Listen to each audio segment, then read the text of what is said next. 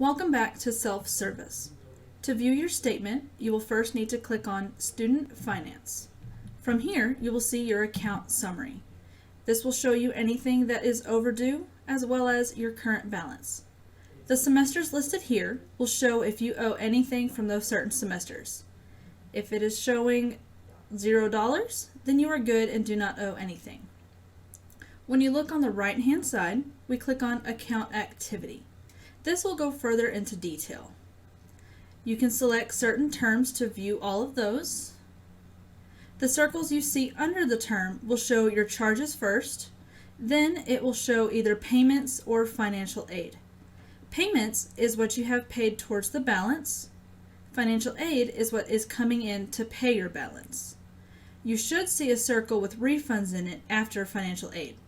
This will show you how much you are getting back after financial aid pays your balance and you get your books. For the balance, you want to see a negative balance or a $0 balance. You can expand these lists underneath for more detail. You can also click on the right side on View Statement. This will pull up a PDF version of the term you have selected.